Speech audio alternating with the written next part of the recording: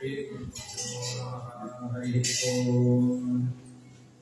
सृष्टिस्थित्यव्ययेह नियतिदृशितमो बन्धमोक्षाश्च यस्मात् अस्य श्री ब्रह्मरुद्रप्रभृतिसुरनरद्वीषशत्वात्मकस्य विष्णोर्दृष्टाः समस्ताः सकलगुणैः सर्वदोषव्यपेतः पूर्णानन्दोऽव्ययो यो मृडमिरणमश्चिन्तये तं महान्तम् जन्माद्यस्य यतोऽन्वयादितरतश्चार्थेष्वभिज्ञस्वराट् तेने ब्रह्महृदाय आदिकवये मुह्यन्ति यं सूरयः तेजो वायुमृदां यथा विनिमयो यत्र त्रिसर्गो मृषा धाम्ना स्वेन सदा निरस्तकुहकं सत्यं परं धीमहि ब्रह्मान्तरः साक्षात् इष्टं दैवं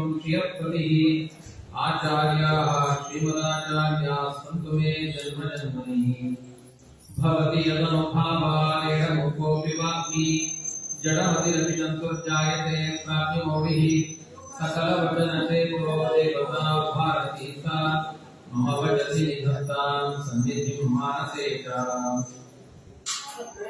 यं प्रव्रजन्तमनुपेतमपेतकृत्यं द्वैपायनो विरहकातर आजुहाव पुत्रेति तन्मयतया तरवोऽभिनेतुः तं सर्वभूतहृदयं मुनिमानतोऽस्मि स्वस्त्यस्तु सताम् अशेषसन्मङ्गलानि भवन्तु सम्यक् श्लोकैकश्रवणपठनमात्रेण वक्तुश्च श्रोतॄणां कलिकृतनिखिलकल्मषापनोदनपटुतरे श्रीमद्भागवते महापुराणे अद्य कथानुवादे किञ्चित् पूर्वकथां वादः।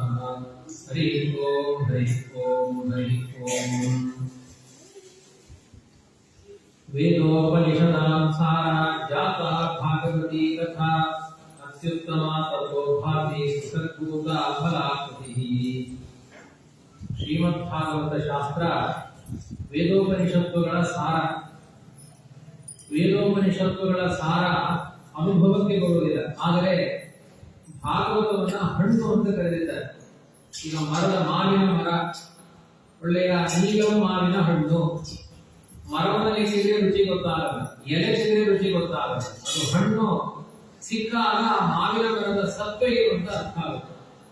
ಹಾಗೆ ಸಮಗ್ರ ವೇದೋಪನಿಷತ್ತುಗಳ ಸಾರ ಭಾಗವತವೆಂಬ ಹಣ್ಣಿನ ಮೂಲಕ ಸಿಗುತ್ತಾ ಇದೆ. ಹಾಗಾಗಿ ಇದನ್ನು ಚೆನ್ನಾಗಿ ಆಸ್ವಾದನೆ ಮಾಡಿದ್ರೆ ವೇದ ಏನು ಉಪನಿಷತ್ತುಗಳವರು ಏನು ಅಂತ ಚೆನ್ನಾಗಿ ಅರ್ಥವಾಗುತ್ತೆ.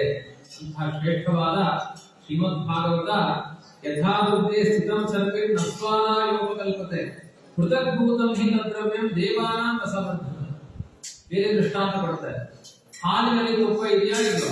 ಸೈನ್ಸ್ ಓದುವ ಮಕ್ಕಳಿಗೆಲ್ಲ ಗೊತ್ತು, ಹಾಲಿನ ಕಣಕಣಗಳಲ್ಲಿ ತುಪ್ಪ ಇದೆ. ಹಾಗಾದ್ರೆ ತುಪ್ಪ ಕೇಳಿದ್ರೆ ನಿಮಗೆ ಹಾಲು ಹಾಕುವುದು ಅನುಭವಕ್ಕೆ ಬರುತ್ತಾ?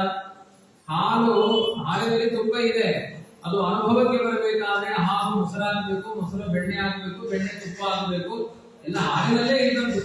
ಅದು ಅನುಭವಕ್ಕೆ ಬರಬೇಕಾದ್ರೆ ಇದನ್ನು ಪ್ರತ್ಯೇಕವಾಗಿ ತೆಗೆಯಬೇಕು.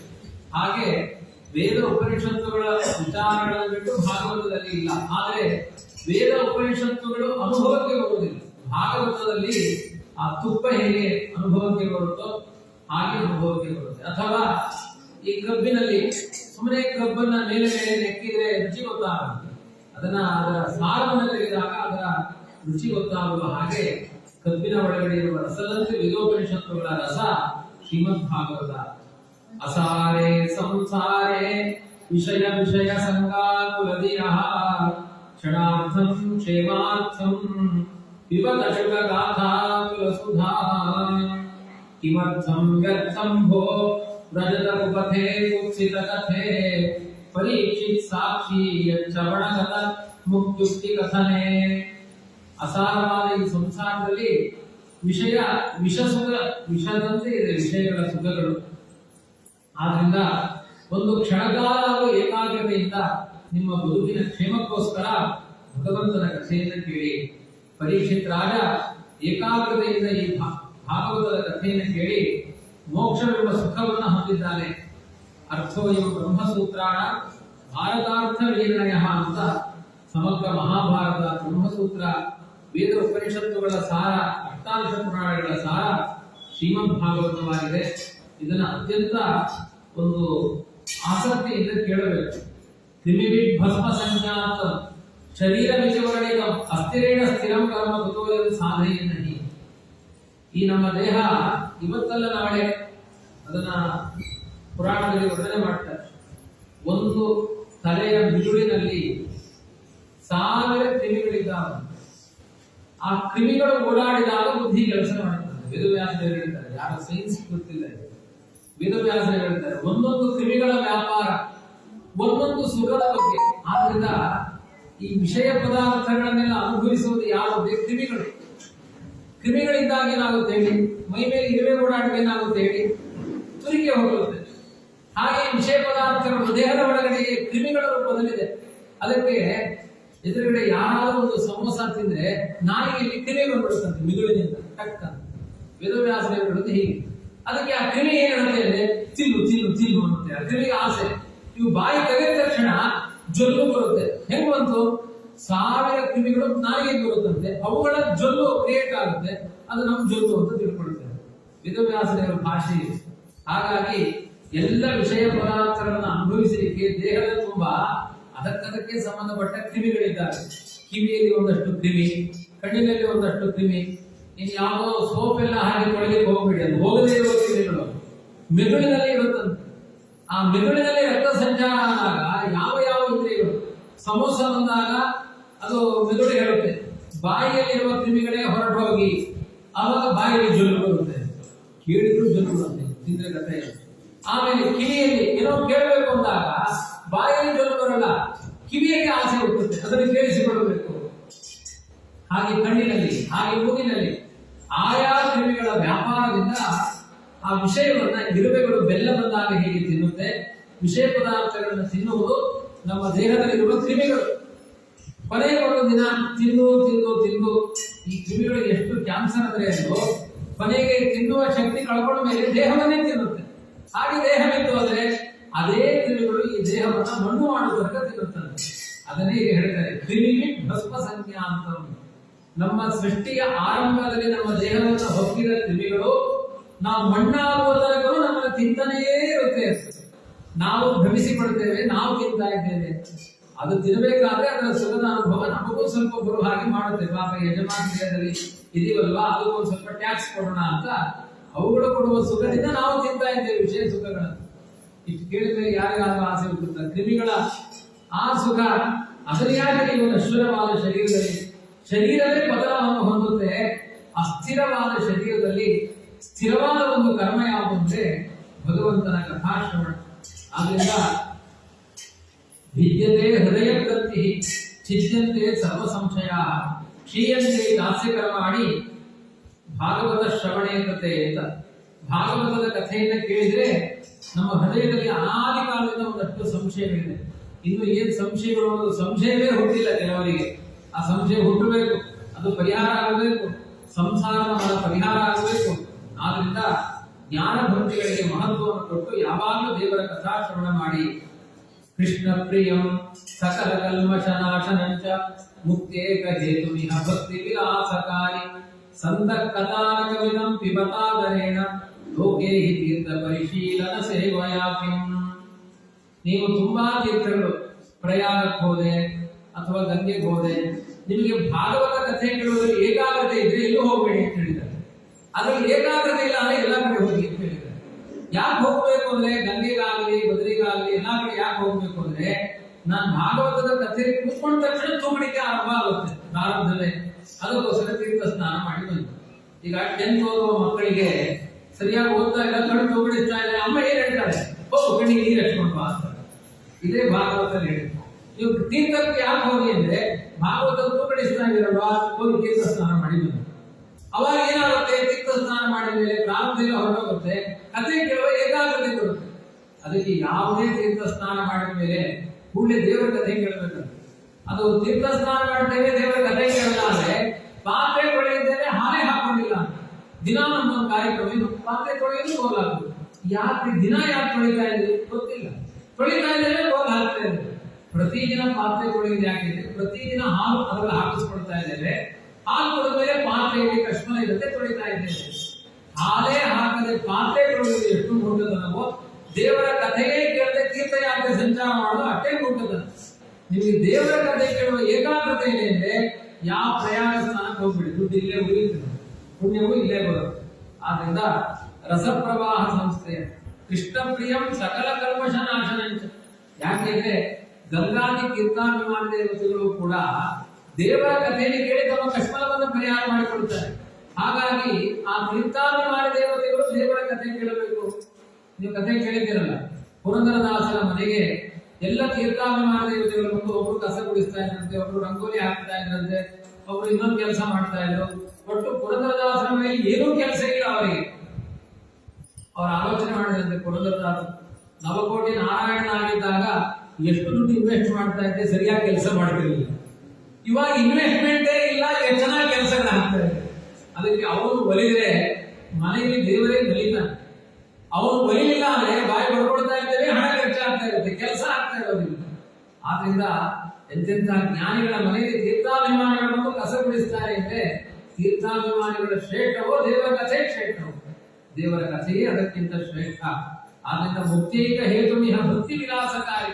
ನಿಮ್ಮ ಜೀವನದಲ್ಲಿ ಭಕ್ತಿ ಎನ್ನುವ ವನಿತೆ ವಿಲಾಸ ಮಾಡಬೇಕು ಅಂದ್ರೆ ದೇವರ ಶುಕಾಚಾರ್ಯರ ಮುಖದಿಂದ ಹೊರಹೊಮ್ಮಿದ ಭಗವಂತನ ಕಥೆಯನ್ನು ಕೇಳಿ, ತುಚ್ಛಿತವಾದ ವಿಷಯ ಪದಾರ್ಥಗಳಿಗೆ ಆಸಕ್ತಿಯನ್ನು ವಹಿಸಬೇಡಿ ಅಂತ ಪದ್ಮಪುರಾಣದಲ್ಲಿ ಭಾಗವತದ ಮಹಿಮೆಯನ್ನ ತುಂಬಾ ವಿಸ್ತಾರವಾಗಿ ಹೇಳಿದ್ದಾರೆ.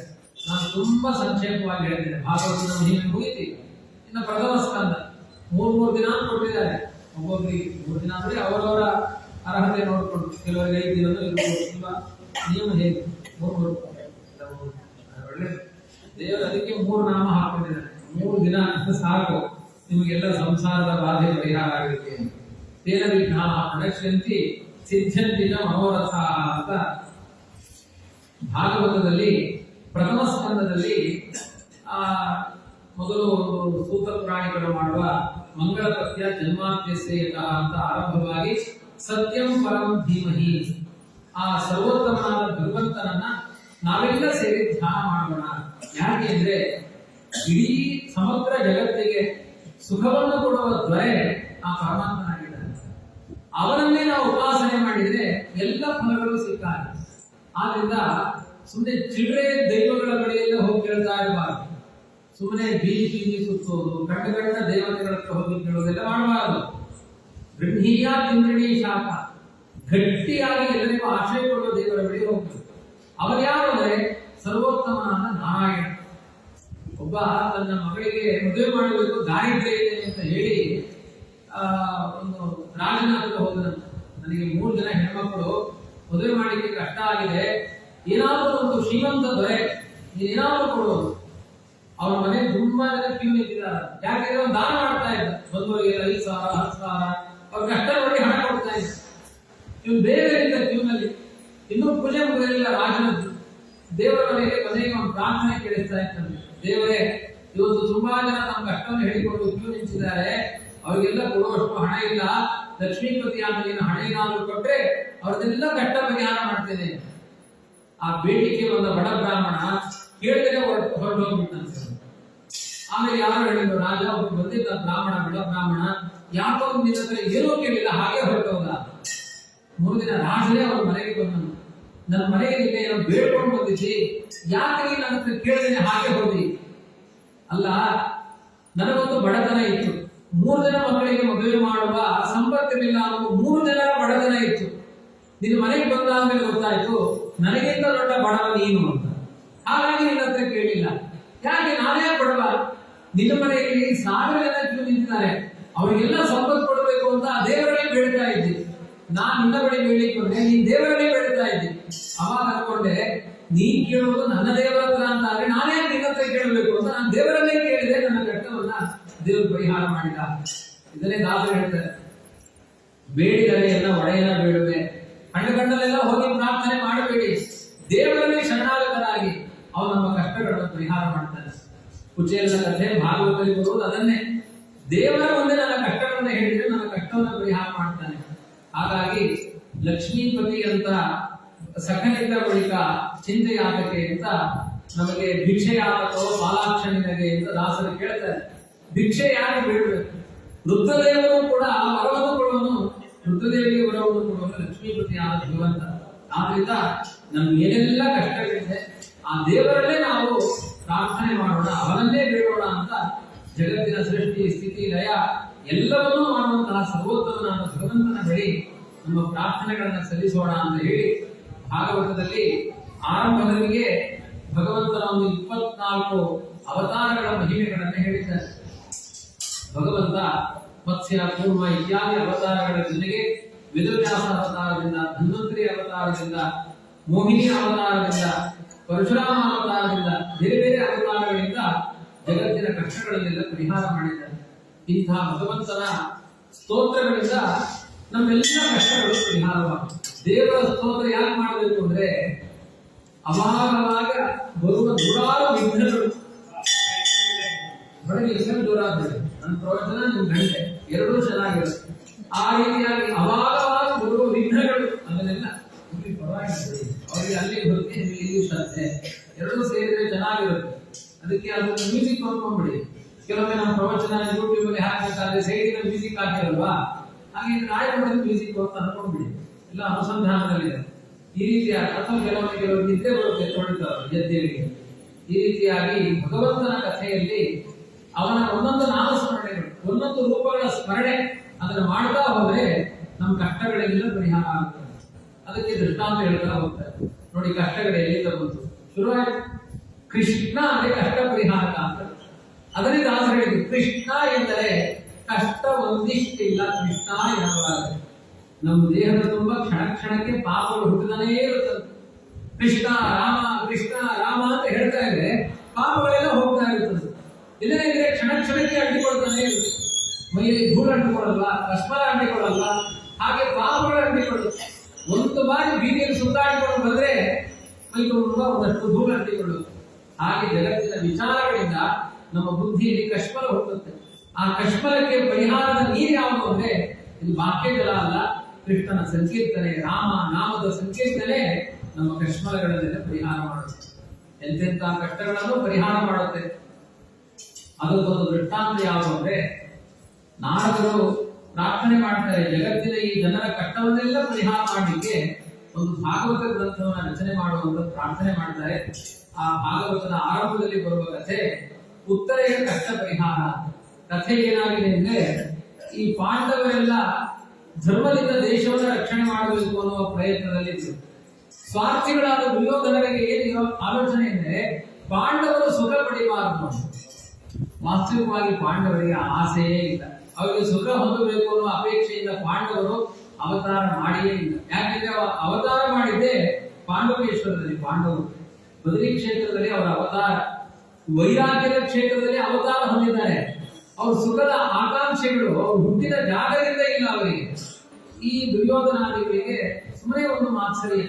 ಪಾಂಡವರೆಲ್ಲ ನಮಗಿಂತ ಜಾತಿ ಸುಖ ಅನುಭವಿಸ್ತಾರೆ, ಅದಕ್ಕೋಸ್ಕರ ಯುದ್ಧವನ್ನ ಸಾಗಿತು. ವನವಾಸ ಆದ ಮೇಲೆ ಕೃಷ್ಣನು ಕೂಡ ಆ ಯುದ್ಧಕ್ಕೆ ತಾನೇ ನಾಂದಿಯನ್ನು ಹಾಡ್ತಾನೆ. ಅಧರ್ಮಗಾಮಿಗಳಾದ ದುರ್ಯೋಧನಾದಿಗಳನ್ನೆಲ್ಲ ಸಂಹಾರ ಮಾಡಬೇಕು ಅಂತ ಕೃಷ್ಣ ಪಾಂಡವ ಪಕ್ಷಪಾತಿಯಾಗಿ ನಿಲ್ತಾನೆ. ದೇವರೇ ಒಂದು ಜೀವೋತ್ತಮನಾದ ಭೀಮ, ಸರ್ವೋತ್ತಮನಾದ ಭಗವಂತ ಈ ಧರ್ಮದ ಪಕ್ಷದಲ್ಲಿ ನಿಂತಾಗ ದುರ್ಯೋಧನಾದಿಗಳಿಗೆ ಏನೂ ಮಾಡಲಿಕ್ಕಾಗೋದಿಲ್ಲ. ಕೇವಲ ಭೀಮನಿಂದ ಹತರಾಗಿ ಹೋಗ್ತಾನೆ. ಹತರಾಗಿ ಹೋದಾಗ ದುರ್ಯೋಧನ ಇನ್ನು ಪ್ರಾಣ ಹೋಗಿಲ್ಲ. ಸಾಯ್ಬೇಕಾದ್ರೂ ಧರ್ಮವನ್ನ ಮಾಡಿ ಸಾಯ್ತಾರೆ ಸಜ್ಜನರು. ಹಾಗೆ ಅಪ್ರಾಮಾಣಿಕರಾದವರು ಸಾಯ್ಬೇಕಾದ್ರೆ ಒಂದು ಕೆಟ್ಟ ಕೆಲಸ ಮಾಡಿ ಸಾಯೋಣ. ಕೆಲವರು ಸ್ವಭಾವ ಹಾಗಿರುತ್ತೆ. ರಾವಣನಿಗೆ ಮಾರೀಚನಿಗೆ ರಾವಣ ಹೇಳಿದ್ದ, ನೋಡು, ಏನಾದರೂ ಮಾಡಿ ಆ ಸೀತೆಯ ಅಪಹಾರಕ್ಕೆ ನನಗೆ ಸಹಕಾರವನ್ನು ನೀಡಬೇಕು. ಇನ್ನು ಪ್ರಾಣ ಹೋಗಬೇಕಾದ್ರೂ ಏನಾದರೂ ರಾವಣಿಗೆ ಅನ್ಯಾಯ ಮಾಡಿ ಪ್ರಾಣ ಬಿಡಬೇಕು ಅಂತ ರಾವಣ ಬುದ್ಧಿವಾದ ಹೇಳಿದ ಮಾರೀಚನಿಗೆ. ಅದಕ್ಕೆ ಮಾರೀಚ ಸಾಯ್ಬೇಕಾದ್ರೆ ರಾಮನ ತರ ಮಿಮಿಕ್ರಿ ಮಾಡಿಬಿಡ್ತೇವೆ. ರಾಮನ ಸ್ವರದಲ್ಲಿ, ಅಂದ್ರೆ ರಾಮ ಯಾವುದೋ ಆಪತ್ತಿಗೆ ಸಿಕ್ಕಾಕೊಂಡು ಒದ್ದಾಡ್ತಾ ಇದ್ದಾನೆ ಅಂತ ಸೀತೆಗೆ ಲಕ್ಷ್ಮಣನಿಗೆ ಫೀಲಿಂಗ್ ಬರಬೇಕು. ಆ ತರ ಹಾ ಲಕ್ಷ್ಮಣ, ಹಾ ಸೀತೆ ಅಂತ ರಾಮನ ಸ್ವರದಲ್ಲಿ ಕಿರ್ಚಿಕೊಂಡಂತೆ ಮಾರೀಚ. ಅವಾಗ ಸೀತೆಗೂ ಆದಾಗ ಆಯ್ತು, ಲಕ್ಷ್ಮಣನಿಗೂ ಆತಂಕ ಆಯ್ತು. ಆತಂಕವನ್ನ ಕ್ರಿಯೇಟ್ ಮಾಡಿ ಸತ್ತ. ಅದಕ್ಕೆ ಅವರಿಗೆ ಹೆಸರೇನು ಗೊತ್ತಾ? ಈ ಕನ್ನಡದ ಭಾಷೆಯಲ್ಲಿ ಆತಂಕವಾದಿಗಳು. ಆತಂಕ ಕ್ರಿಯೇಟ್ ಮಾಡಿದ್ರು. ಅದಕ್ಕೆ ಮಾರೀಚ ಮೊದಲನೇ ಆತಂಕವಾದಿ. ಭಯೋತ್ಪಾದಕರ ಸ್ವಭಾವ. ಸಾಯಬೇಕಾದ್ರೂ ಆತಂಕ ಹುಟ್ಟಿಸಿ ಸಾಯ್ತಾರೆ, ಸ್ವಭಾವ ಆಗಿದೆ. ಆದರೆ ಇವನೊಬ್ಬ ಆತಂಕವಾದಿ ದುರ್ಯೋಧನ. ಅವನು ಸಾಯ್ಬೇಕಾದ್ರೆ ಆ ಬ್ರಾಹ್ಮಣರನ್ನು ಅಶ್ವತ್ಥಾಮಾಚಾರ್ಯ ಕರೆದನು. ಆಚಾರ್ಯ, ನಿಮ್ಮಿಂದ ನಮಗೊಂದು ಉಪಕಾರ ಆಗಬೇಕು ಅಂತ. ಈ ಆಚಾರಗಳು ಕೆಲವೊಂದು ತಲೆ ಸರಿಗಳನ್ನ ಅನ್ಕೊಳ್ಳಿ. ಎಲ್ಲರೂ ಹೇಳಿದ್ದಲ್ಲ, ಈ ಪಾಪ ಒಳ್ಳೊಳ್ಳೆ ಆಚಾರ ಇರ್ತಾರೆ. ಕೆಲವು ಆಚಾರ ತಲೆ ಸರಿ ಇರಲ್ಲ. ಅವರು ಅಶ್ವತ್ಥಾಮಾಚಾರ್ಯರಿಗೆ ಅವಾಗವಾಗ ದಕ್ಷಿಣೆ ಕೊಟ್ಟು ಸಾಕೊಂಡಿದ್ದು ದುರ್ಯೋಧನ. ಅವ್ರ ಬುದ್ಧಿ ಹಾಳಾಗೋಗಿತ್ತು. ಹಾಗಾಗಿ ಯಾವಾಗಲೂ ದಕ್ಷಿಣೆ ಆಸೆ ಪಟ್ಟರೆ ಅವರವ್ರ ಪಕ್ಷಪಾತಿಯಾಗಿ ಮಾತನಾಡ್ಬಿಡ್ತಾರೆ. ಮೊದಲನೇ ಆಚಾರ್ಯ ಯಾರಿಗೆ? ಭೀಷ್ಮಾಚಾರ್ಯ. ದ್ರೌಪದಿಯ ಸೀರೆ ಎಳಿತಾ ಇರಬೇಕಾದ್ರೆ ಸುಮ್ಮನೆ ನಿಂತಿದ್ರು. ಯಾಕೆಂದ್ರೆ ಜಾಸ್ತಿ ಮಾತನಾಡಿದ್ರೆ ನಾಳೆಯಿಂದ ಅವ್ರ ಮನೇಲೆ ಊಟ ಮಾಡ್ಬೇಕಲ್ವಾ, ತಪ್ಪು ಹೋಗುತ್ತೆ. ದ್ರೋಣಾಚಾರ್ಯ ಸುಮ್ಮನೆ, ಈಗ ಅಶ್ವತ್ಥಾಮಾಚಾರ್ಯ ಮಾಡಿ ಅವರು ಸುಮ್ಮನೆ. ಹಾಗಾಗಿ ಧರ್ಮ ಸಂರಕ್ಷಣೆಯ ಪಾತ್ರ ದೇವರೇ ಮಾಡಬೇಕು ಹೊರತು ಯಾವ ಆಚಾರ ನಂಬಿಕೊಂಡ್ರು ಕಥೆ ಗೋವಿಂದ. ದುರ್ಯೋಧನ ಕರೆದ ಹೇಳಿದ ಅಶ್ವತ್ಥಾಮಾಚಾರ್ಯರಿಗೆ, ನೋಡಿ ನಾನು ತೃಪ್ತಿಯಿಂದ ಪ್ರಾಣ ಬಿಡ್ತಾ ಇದ್ದೇನೆ, ನೀವೊಂದು ವಚನ ಕೊಡಬೇಕು ನನಗೆ. ಏನು? ನನ್ನ ಸಮಾಧಾನಕ್ಕೆ ಪಾಂಡವರೆಲ್ಲ ಸತ್ತು ಹೋಗಿದ್ದಾರೆ, ಉಪ ಪಾಂಡವರು ಸತ್ತು ಹೋಗಿದ್ದಾರೆ. ಶಿಬಿರದಲ್ಲಿ ಮನೆಯವರ ತಲೆ ಮೇಲೆ ಕಡ್ಕೊಂಡು ಬಂದು ದುರ್ಯೋಧನ ಪ್ರೇರಣೆಯ ದುರ್ಯೋಧನ ಪ್ರೀತಿಯ ಉಪ ಪಾಂಡವರು ಧಾರ್ಮಿಕ ಕರ್ಮ ಕರೀಕ್ಷೆ ಅಂತ ಒಂದು ಸಂಕಲ್ಪ ಅಶ್ವತ್ಥಾಮಾಚಾರ್ಯ. ದುರ್ಯೋಧನ ಪ್ರೀತಿಗಾಗಿ ದ್ರೌಪದಿಯ ಮಕ್ಕಳ ತಲೆ ಕರೀತೇನೆ. ಸತ್ಯ ಅಂತ ನೋಡಿ ಅವರು ಗಂಟೆ ಆಯ್ತಾ? ದುರ್ಯೋಧನ ಪ್ರೀತಿಗಾಗಿ ನಾನು ಈ ತರ ಸಂಕಲ್ಪ ಮಾಡಿದ್ದೇನೆ. ಅದಾದ್ಮೇಲೆ ಆಯ್ತು, ಅದು ಮುಗೀತಲ್ವಾ? ಉಪ ಪಾಂಡವರ ವಧೆ ಮುಗೀತಲ್ವಾ? ಇನ್ಯಾರ ವಧೆ? ಅದಕ್ಕೆ ಅಶ್ವತ್ಥಾಮಾಚಾರ್ಯ ಹೇಳ್ತಾನೆ, ಆ ಉತ್ತರೆಯ ಗರ್ಭದಲ್ಲಿ ಒಂದು ಮಗುವಿದೆ. ಅದು ಪಾಂಡವರ ಕುಡಿ. ಅಭಿಮನ್ಯುವಿನ ಮಗ, ಅರ್ಜುನನ ಮಗ ಅಭಿಮನ್ಯುವಿನ ಮಗ ಉತ್ತರೆಯ ಗರ್ಭದಲ್ಲಿ ಬೆಳೀತಾ ಇದೆ ಆ ಮಗು. ಅದನ್ನು ಒಂದು ನೀವು ಕೊಲ್ಲಬೇಕು ಅಂತ ಅಶ್ವತ್ಥಾಮಾಚಾರ್ಯರಿಗೆ ಮತ್ತೆ ಪ್ರಚೋದನೆ ಮಾಡಿ, ಅಷ್ಟೇ ಮುಗಿಯಲ್ಲ, ಆಮೇಲೆ ಇನ್ನೊಂದು ಕೆಲಸ ಇದೆ ಅಂತ ನೋಡಿ. ಅವರು ಸತ್ತು ಮರಣ ಭೂಮಿಯಲ್ಲಿ ಮಲಗಿದ್ದಾನೆ. 3 ದುಷ್ಕರ್ಮಗಳನ್ನ ಮಾಡಿಸ್ತಾನೆ ಅಶ್ವತ್ಥಾಮಾಚಾರ್ಯರಿಗೆ. ಮೊದಲನೆಯದು ಉಪಪಾಂಡವರ ವಧೆ, ದ್ರೌಪದಿ 5 ಜನ ಮಕ್ಕಳನ್ನ ಕೊಂದಾಕ್ತಾನೆ. ಎರಡನೆಯದ್ದು ಆ ಉತ್ತರೆ ಗರ್ಭದಲ್ಲಿರುವ ಪರೀಕ್ಷಿತನನ್ನ ಕೊಲ್ಲಬೇಕು ಅಂತ ಎರಡನೆಯ ದ್ರೋಹವನ್ನು ಮಾಡಿಸಿ ಪ್ರಚೋದನೆ ಮಾಡ್ತಾನೆ. ಮೂರನೇ ದ್ರೋಹ ಏನಂದ್ರೆ, ನನ್ನ ಹೆಂಡತಿಯಾದ ಭಾನುಮತಿಯಲ್ಲಿ ಕುರುವಂಶಕ್ಕೆ ಬೇಕಾದ ಬೀಜವನ್ನು ನೀವು ಆಧಾರ ಮಾಡಬೇಕು. ಅವಳಲ್ಲಿ ನಿಯೋಗ ಪದ್ಧತಿಯಿಂದ ಸಂತಾನವನ್ನು ಪಡೆದು ಕುರುವಂಶಾಭಿವೃದ್ಧಿ ಆಗಬೇಕು, ಅವಾಗ ನನಗೆ ಸಮಾಧಾನ. ಅಶ್ವತ್ಥಾಮಾಚಾರ್ಯರು ಅದಕ್ಕೂ ಆಯ್ತು ಅಂತ ಒಪ್ಪಿಕೊಳ್ತಾರೆ. ಎಲ್ಲಿಂದ ಗರಿ ಪ್ರವೇಶ ನೋಡಿ ಅಶ್ವತ್ಥಾಮಾಚಾರ್ಯ. ಕೃಷ್ಣನಿಗೆ ಅನ್ಯಾಯ ಮಾಡುವ ಧರ್ಮ ವಿರೋಧಿಯಾದ ಈ ದುರ್ಯೋಧನನ ಪಾಲಿಗೆ ಅಶ್ವತ್ಥಾಮಾಚಾರ್ಯರು ಮನಸ್ಸೋತಿದ್ದಾರೆ. ಈ ತರದ ಅವ್ಯವಸ್ಥೆಗಳಲ್ಲಿ ಒಂದು ಹೆಣ್ಣು ಪ್ರತಿಭಟನೆ ಇಳಿತಾಳೆ ನೋಡಿ. ಆಚಾರ ತಲೆ ಹಾಳಾದ್ರೆ ಹೆಣ್ಮಕ್ಳು ಮುಂದೆ ಬರಬೇಕು ಸರಿ ಮಾಡ್ಲಿಕ್ಕೆ ಅಂತ ಭಾಗವತ ಹೇಳುತ್ತೆ. ಹೆಣ್ಮಕ್ಳು ಬರ್ತಾಳೆ, ಏನು ಕೃಷ್ಣ ಅನ್ಯಾಯ!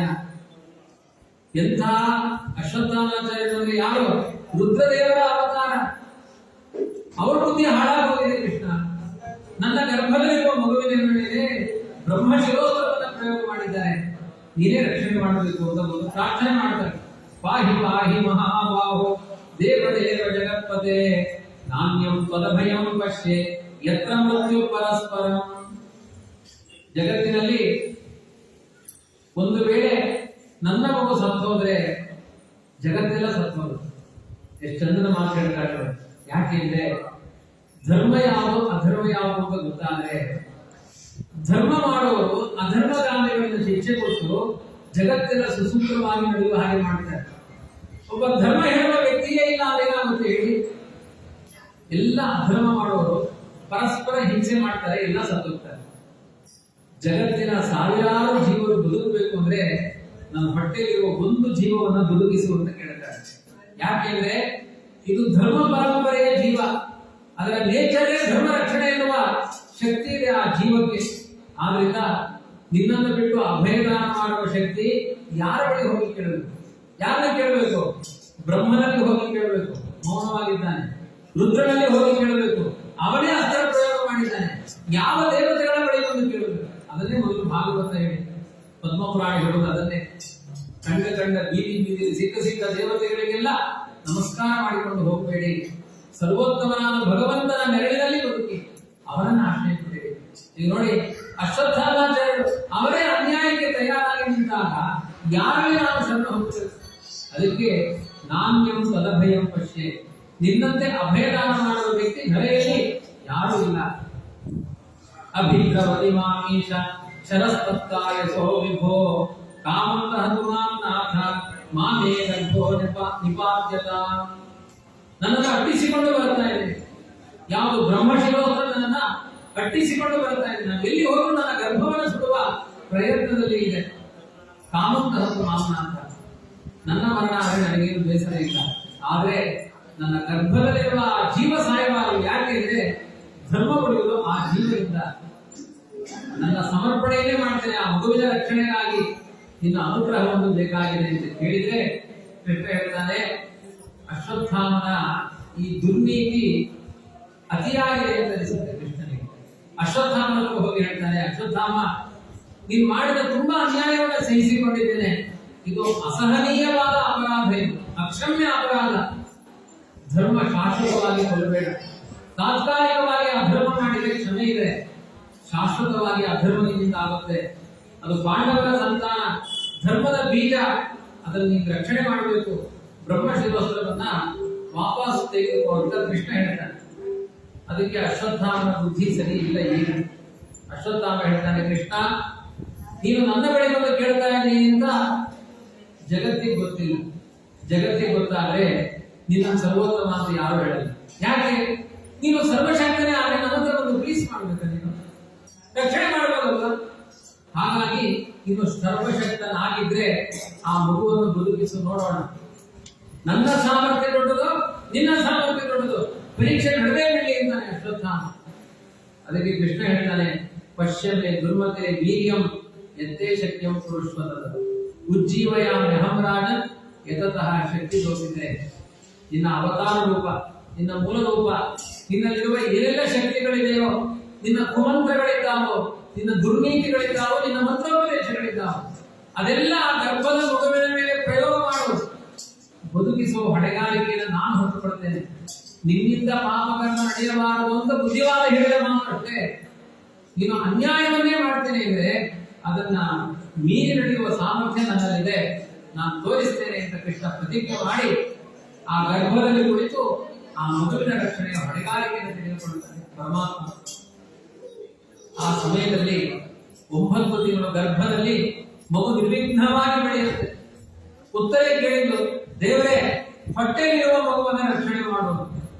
ಹೇಳ್ಬೇಕಾದ್ರೆ ಸರಿ ಇರಬೇಕು, ಸಂಕಲ್ಪ ಹೆಂಗಿರುತ್ತೆ ಹಂಗೆ ಫಲ ಸಿಗುತ್ತೆ. ನೀವು ಹೆಂಗ್ ಹೇಳ್ತೀರಿ ಹಾಗೆ ಫಲ ಸಿಗುತ್ತೆ. ಹೊಟ್ಟೆಯಲ್ಲಿರುವ ಮಗುವನ್ನ ರಕ್ಷಣೆ ಮಾಡುವುದು. ಹೊಟ್ಟೆಯಿಂದ ಬಂದ ಮೇಲೆ ನಾನು ನೋಡ್ಕೊಳ್ತೇನೆ ಅಂತ ಅವರಿಗೆ ಹೊಟ್ಟೆಯಿಂದ ನೀವು ರಕ್ಷಣೆ ಮಾಡು. ಕೆಲವರು ರಾಯ ಕರ್ಕೊಂಡು ಹೇಳ್ತಾರೆ, ರಾಯ ಇದೊಂದು ಕಷ್ಟ ಪರಿಹಾರ ಮಾಡಿ, ಮುಂದಿನ ಗುರುವಾರ ಇದೊಂದು ಕಷ್ಟ ಪರಿಹಾರ ಮಾಡಿ, ಅದೊಂದಾದ್ರೆ ಇನ್ನೊಂದು ಬರುತ್ತೆ, ನೀವು ಇದೊಂದು ಅಂತ ಹೇಳಿದಲ್ವಾ, ಇನ್ನೊಂದು ಬೇರೆ ಬಂತು, ಅದನ್ನು ಪರಿಹಾರ ಮಾಡಿ. ಮೊದಲೇ ನನ್ನ ಎಲ್ಲಾ ಕಷ್ಟಗಳನ್ನು ನೀವು ಪರಿಹಾರ ಮಾಡಿ ಅಂತ ಹೇಳಬಾರದು. ಅವಳು ಬುದ್ಧಿ, ಇವಳು ಉತ್ತರ ಹೇಳ್ತಾಳೆ, ನನ್ನ ಗರ್ಭದಲ್ಲಿರುವ ದುಃಖವನ್ನ ಪರಿಹಾರ ಮಾಡು. ಹೊರಗಡೆ ಬಂದ ಮೇಲೆ ಏನ್ ನೋಡ್ಕೊಳ್ತೀಯಾ? ಎಲ್ಲರೂ ಹೇಳ್ತಾರೆ, ನಾನೆಲ್ಲ ನೋಡ್ಕೊಳ್ತೇನೆ. ಏನ್ ನೋಡ್ಕೊಳ್ತೇವೆ? ಕುಂಬಳಕಾಯಿ ಎಲ್ಲ ಅವನ ಅನುಗ್ರಹದಿಂದ ನಡೆಯುತ್ತೆ. ಅವನ ಕರುಣೆ ಇಲ್ಲದೆ ಏನೂ ನಡೆಯಲ್ಲ. ಆ ಮಗು ಹುಟ್ಟಿತು, ಹುಟ್ಟುವ ತನಕ ಮಗು ಬದುಕಿತ್ತು, ಹೊಟ್ಟೆಯಿಂದ ಹೊರಗೆ ಬಂದು ಬ್ರಹ್ಮಾಂಡಕ್ಕಾಗಿ ಮಗು ಸತ್ತು. ಯಾಕೆಂದ್ರೆ ನೀವು ಎಷ್ಟು ಕೇಳ್ಕೊಂಡ್ರೆ ಅಷ್ಟೇ ಕೊಡ್ತಾನೆ ದೇವರು. ಅದಕ್ಕೆ ದೇವರ ಹತ್ರ ನೀವು ಕೇಳಿಕ್ ಹೋಗ್ಬಾರ್ದು. ಏನ್ ಕೇಳಬೇಕು? ಎಲ್ಲಾ ಭಾರ ನಿಂದೆ, ನೀನ್ ನಡೆಸಿದ ಹಾಗೆ ನನ್ನ ಜೀವನ ನಡೀಲಿ ಅಂತ ಕೇಳಬೇಕು. ತಪ್ಪಾಗಿ ಕೇಳಿದ್ವಿ, ಮಗು ಸತ್ತು. ಪ್ರಾರ್ಥನೆ ಮಾಡಲಿಕ್ಕೂ ಕಂಠ ಇಲ್ಲ ಅವಳಿಗೆ, ಶಬ್ದಗಳು ಬಾಯಿಂದ ಹೊರಡ್ತಾ ಇಲ್ಲ. ಇವಳ ಕಷ್ಟವನ್ನೆಲ್ಲ ಕುಂತಿ ನೋಡ್ತಾ ಇದ್ದಾಳೆ. ಅವಳು ಹೇಳ್ತಾಳೆ, ಏನು ನೀನು ಪ್ರಾರ್ಥನೆ ಸಾಕಾಗಲ್ಲ, ನಾನು ಪ್ರಾರ್ಥನೆ ಮಾಡ್ತೇನೆ. ಯೋಗ್ಯತೆ ಜಾಸ್ತಿ, ಕುಂತಿಯ ಯೋಗ್ಯತೆ. ಅವಳು ಹೇಳ್ತಾಳೆ, ನಮಸ್ತೆ ಪುರುಷಂ ತ್ವಾದ್ಯಂ ಈಶ್ವರಂ ಪ್ರಕೃತೆ ಪರಂ ಅಲಕ್ಷ್ಯಂ ಸರ್ವಭೂತಾನ ಅಂತರ್ಬಹಿರಪಿ ಧ್ರುವಂ. ನನ್ನ ಆ ಉತ್ತರಿಗೆ ಸೊಸೆಯ ಸೊಸೆ, ಉತ್ತರಿಗೆ ಬುದ್ಧಿ ಇಲ್ಲ, ಒಳಗಡೆ ಮಾತ್ರ ಏನು ಸಂರಕ್ಷಕ, ಹೊರಗಡೆಯಿಂದ ನಾವು ರಕ್ಷಕರು ಅಂತ ತಿಳ್ಕೊಂಡಿದ್ದಾರೆ. ಭ್ರಮೆ ಒಳಗೆ ನೀನು ಬಹಿರಪಿ ಅಂತರಪಿ ಧ್ರುವಂ ರಕ್ಷಕ, ಒಳಗೂ ನೀನೇ ರಕ್ಷಕ, ಹೊರಗೂ ನೀನೇ ರಕ್ಷಕ. ಆ ಬುದ್ಧಿ ಜೊತೆ ತಪ್ಪಾಗಿ ಮಾತನಾಡಿದ್ದಾಳೆ. ಮಾಯಾವನಿಕಾಕ್ಷನ್ನು ಮಯಾಧ್ವಕ್ಷಯ ಮಧ್ಯಯ ನಲಕ್ಷಸೆ ಮೂಢದೃಶ ನಟೋ ನಾಟ್ಯಚರೋ ಯಥಾ ಅಂತ ಹೇಳ್ತಾನೆ. ಒಬ್ಬ ನಟ ಪುರುಷ ವೇಷ ಹಾಕಿಕೊಂಡು ಬಂದು ಪಾತ್ರಧಾರಿಯಾಗಿ ನಿಂತಾಗ ಅವನ ಒಳಗಡೆ ವ್ಯಕ್ತಿತ್ವ ಯಾರಿಗೂ ಗೊತ್ತಾಗಲ್ಲ, ಅವನು ಯಾರು ಅಂತ ಯಾರಿಗೂ ಗೊತ್ತಾಗಲ್ಲ. ಆ ವೇಷವನ್ನು ಮಾತ್ರ ನೋಡ್ತಿರ್ತಾರೆ. ಹಾಗೆ ನೀನೊಂದು ವೇಷ ಕಟ್ಟಿಕೊಂಡಿದ್ದೆ, ನಿನ್ನ ಒಳಗಡೆಯ ವೇಷ ತುಂಬಾ ಸುಂದರ, ಜಗತ್ತನ್ನೇ ನಿಯಂತ್ರಣ ಮಾಡುವ ಸರ್ವಶಕ್ತ ನೀನು. ಹೊರಗಡೆ ಗೋಪಾಲಕರ ವೇಷವನ್ನು ತೊಟ್ಟಿದ್ದೀರಿ, ನೀನೊಬ್ಬ ದನ ವೇಷವನ್ನು ತಿಳ್ಕೊಂಡಿದ್ದಾರೆ ಜಗತ್ತು. ಆದರೆ ನೀನು ವಿಶ್ವ ಪರಿಪಾಲಕ. ನೀನು ಕೃಷ್ಣಾಯ ವಾಸುದೇವಾಯ ದೇವಕೀ ನಂದನಾಯ ಚ ನಂದ ಗೋಪಕುಮಾರಾಯ ಗೋವಿಂದಾಯ ನಮೋ ನಮಃ. ನಮಃ ಪಂಕಜನಾಭಾಯ ನಮಃ ಪಂಕಜಮಾಲಿನೇ ನಮಃ ಪಂಕಜ ನೇತ್ರಾಯ ನಮಸ್ತೆ ಪಂಕಜಾಂಧ್ರಯೇ. ಈ ಕುಂತಿ ಸ್ತೋತ್ರಗಳು ಮಕ್ಕಳ ನಿಮಿತ್ತದಿಂದ ಬರುವ ದುಃಖಗಳನ್ನೆಲ್ಲ ಪರಿಹಾರ ಮಾಡುತ್ತೆ ಅಂತ ನನಗೆ ಫಲ ಹೇಳಿದ್ದಾರೆ. ಮಗುವಿನ ನಿಮಿತ್ತದಿಂದ ಏನೆಲ್ಲ ಕಷ್ಟಗಳಿದೆ, ದುಃಖಗಳಿದೆ, ತಾಯಿಯಾಗಿ ಕುಂತಿ ಅದನ್ನು ಪರಿಹಾರ ಮಾಡುವಂತ ಭಗವಂತನಲ್ಲಿ ಕೃಷ್ಣಾಯ ವಾಸುದೇವಾಯ ದೇವಕೀ ನಂದನಾಯ ಚ ನಂದಗೋಪ ಕುಮಾರಾಯ ಗೋವಿಂದಾಯ ನಮೋ ನಮಃ. ಗೋವಿಂದ ಅನ್ನುವ ಶಬ್ದ 1000 ಆಪತ್ತುಗಳನ್ನು ಪರಿಹಾರ ಮಾಡುತ್ತಾರೆ. ಅದಕ್ಕೆ ದಾಸರಲ್ಲಿ ಹೇಳಿಕೊಡ್ತಾರೆ, ಬಂದದ್ದೆಲ್ಲ ಬರಲಿ, ಏನ್ ಬರುತ್ತೋ ಬರಲಿ, ಫೇಸ್ ಮಾಡ್ಬೇಕಲ್ವಾ, ಗೋವಿಂದನ ದಯವಂತಿರಲಿ. ಆ ಗೋವಿಂದ ಅಂದ್ರೆ ಸಾಕು, 1000 ಕಷ್ಟಗಳನ್ನು ಪರಿಹಾರ ಮಾಡುವ ಸಾಮರ್ಥ್ಯ ಆ ಗೋವಿಂದನ ನಾಮಕ್ಕಿದೆ. ಯಥಾ ಋಷಿಕೇಶ ಕಲೇನ ದೇವಕಿ. ಕೃಷ್ಣ ಹೇಳ್ತಾನೆ ಇದೇ ಮಾತನ್ನು. ಇದೆ ಆ ದ್ರೌಪದಿಯ ವಸ್ತ್ರಾಪಹಾರದ ಕಾಲದಲ್ಲಿ ಗೋವಿಂದ ಅಂತ ಕರೆದಂತೆ ದ್ರೌಪದಿ ಅಕ್ಷಯ ವಸ್ತ್ರವನ್ನು ಕೊಟ್ಟ ಮೇಲೆ ಕೃಷ್ಣ ಹೇಳ್ತಾನೆ, ಅಮ್ಮ ದ್ರೌಪದಿ, ನೀನು ಭಕ್ತಿಯಿಂದ ಗೋವಿಂದ ಅಂತ ಕರೆದಿದೆಯಲ್ವಾ, ಆ ಭಕ್ತಿಗೆ ಅಕ್ಷಯ ವಸ್ತ್ರ ಕೊಟ್ಟದ್ದು ಏನೂ ಫಲ ಅಲ್ಲ. ನಿನ್ ಜೀವನ ಪೂರ್ತಿ ನಿನ್ನ ಪರಂಪರೆಗೆ ಏನೆಲ್ಲ ಕಷ್ಟಗಳು ಬರುತ್ತೆ, ಅವತ್ತು ನೀನು ಮಾಡಿದ ಭಕ್ತಿಯ ಗೋವಿಂದ ನಾಮ ಸ್ಮರಣೆಗೆ ನಾನು ನಿತ್ಯ ಫಲ ಕೊಡ್ತೀನಿ ಅಂತ ಅನ್ನತ್ತೆ ಕೃಷ್ಣ. ಯಾಕೆಂದ್ರೆ ತುಂಬಾ ಕ್ರಿಟಿಕಲ್ ಸಮಸ್ಯೆ ನಡುವೆ ಗೋವಿಂದ ಭಕ್ತಿಯಿಂದ ಕರೆದಿದ್ದಾಳೆ. ನಿಮಗೆ ಕೈಗೆ ಬೆಂಕಿ ತಾಗಿದಾಗ ಧ್ವರ್ಣ ನೆನಪಾಗಬಾರದು, ಗೋವಿಂದ ನೆನಪಾಗದು, ಅವಾಗ ದೇವರು ರಕ್ಷಣೆ ಮಾಡುತ್ತೆ. ಪರವಾಗಿಲ್ಲ, ಇಂಥ ಆಪತ್ತಿನಲ್ಲಿ ನಮ್ದು ಹಾಗಲ್ಲ. ಗಾಡಿ ಹೋಗ್ತಾ ಒಂದು ಹಂಪಿನಲ್ಲಿ ಬಂದ ಎದುರಾಗಿದೆ ಅಂತ ಗೋವಿಂದ ಅಂತ ನೆನಪಾಗಲ್ಲ. ನಮ್ಮ ಕಥೆ ಹೀಗೆ, ಎಷ್ಟು ಆಪತ್ತುಗಳು ಬರಲಿ, ಬಂದದ್ದೆಲ್ಲ ಬರಲಿ, ಗೋವಿಂದನ ಆಪತ್ತಿನ ನಡುವೆ ಭಕ್ತಿಯಿಂದ ಹರಿಯನ್ನ ಸ್ಮರಣೆ ಮಾಡಬೇಕು. ಆವಾಗ ಆ ಭಗವಂತ ಎಲ್ಲ ವಿಧವಾದ ಆಪತ್ತನ್ನು ಪರಿಹಾರ ಮಾಡಬೇಕು. ಅದನ್ನು ಕೃಷ್ಣ ಹೇಳ್ತಾನೆ, ದ್ರೌಪದಿ ಅವತ್ತು ಆ ವಸ್ತ್ರವನ್ನ ಸೆಳೆಯಬೇಕಾದ್ರೆ ಭಕ್ತಿಯಿಂದ ಗೋವಿಂದ ಅಂತ ಏನು ಕರೆದು ಅದರ ಋಣ ಇನ್ನೂ ತೀರಿಲ್ಲ, ಅದಕ್ಕೆ ಬರ್ತೀನಿ ಅಂತ ಹೇಳಿದ್ರು. ಆ ಮಗುವನ್ನ ರಕ್ಷಣೆ ಮಾಡಿ. ಯಥಾ ಋಷಿಕೇಶ ಕಲೇನ ದೇವಕಿ ಕಂಸೇನ ವೃದ್ಧಾತಿಚಿರಂ ಶುಚಾರ್ಪಿತ ವಿಮೋಚಿತಾ ಹಂಸ ಸಹಾತ್ಮಜಾ ವಿಭೋ ಕೈಯೈವ ನಾಥೇನ ಮುಹುರ್ವಿಪತ್ಗಣಾತ್. ಕಂಸನ ಕಾರಾಗೃಹ ಬಂಧನದಲ್ಲಿ ದೇವಕಿ ಎಷ್ಟು ದುಃಖದಲ್ಲಿದ್ದು ಅವಳೆಲ್ಲ ದುಃಖವನ್ನ ಪರಿಹಾರ ಮಾಡಿ ಅವಳಿಗೆ ಬಿಡುಗಡೆಯನ್ನು ನೀಡಿದೆ. ಹಾಗೆ ನನಗೆ ಎಷ್ಟು ಕಷ್ಟಗಳು ಬಂತು ಕುಂತಿ ಹೇಳ್ತಾಳೆ, ನನ್ನ ಮಕ್ಕಳ ಪರಿವಾರದ ಜೊತೆಗೆ ನನಗೆ ಬಂದ ಎಷ್ಟೋ ಆಪತ್ತುಗಳು. ಮುಹುರ್ವಿಪತ್ಗಣ ವಿಶಾಲ ಮಹಾದ್ದೇ ಪುರುಷಾರ ದಂಶನ ಅಸತ್ಸಭಾಯ ವರಮಾಸಕಕ್ಷತಃ ವೃಧೇ ವೃಧೇನೇಕ ಮಹಾರಥಾಸ್ತ್ರತೋ ದ್ರೌಣ್ಯಸ್ತ್ರತಶ್ಚಾಶ್ಚ ಹರೇಭಿರಕ್ಷಿತಾಃ. ದುರ್ಯೋಧನಾದಿಗಳು ನನ್ನ ಮಕ್ಕಳು ಪಾಂಡವರಿಗೆ ತಿನ್ನುವ ಅನ್ನದಲ್ಲಿ ವಿಷ ಹಾಕಿದ್ರು. ಒಳ್ಳೆ ಸ್ವೀಟ್ ಅಂತ ಲಾಡು ತಿನ್ನಬೇಕು, ಅದು ಲಾಡು ಅಲ್ಲ, ಅದರಲ್ಲಿ ವಿಷ ಇದೆ.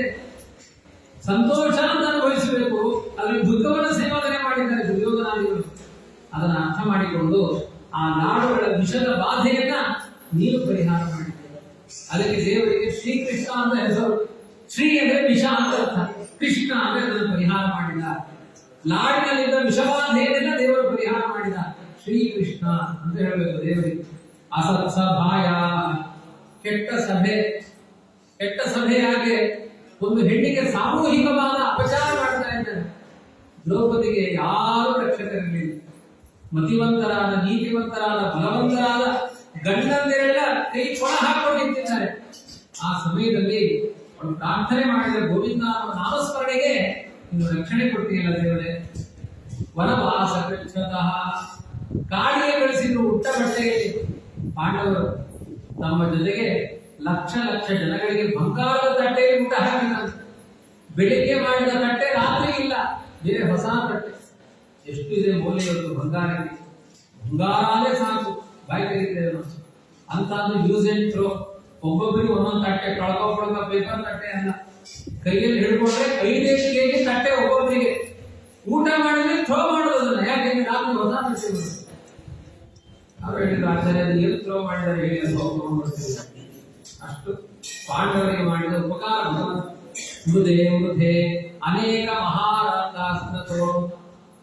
ಆ ಹೆಜ್ಜೆ ಹೆಜ್ಜೆಗೆ ಎಲ್ಲರ ಗುರಿ ಏನು ಅಂದ್ರೆ ಅರ್ಜುನನ ಮೇಲೆ ಬಾಣ ಪ್ರಯೋಗ ಮಾಡಬೇಕು. ಮಹಾರಥಿಗಳು ಒಬ್ಬರ ಇಬ್ಬರ ಚತುರ 18 ಅಕ್ಷೋಣಿ ಸೇನೆ, ಕನಿಷ್ಠ 20 ಕೋಟಿ ಜನ ಎಲ್ಲ ಸೇರಿ ಅರ್ಜುನನ ರಥ ಪಡೆಯಬೇಕು ಅಂತ ಹೊರಟಿದ್ದಾರೆ. ಅದು ಎಷ್ಟು ಹೊಡೆದಿದ್ರು ಒಂದೇ ಒಂದು ಬಾಣ ಅರ್ಜುನನ ಮೈಗೆ ತಾಗಿಲ್ಲ. ಅದು ಹೇಗೆ ಅವನನ್ನ ರಕ್ಷಣೆ ಮಾಡಿದೆ?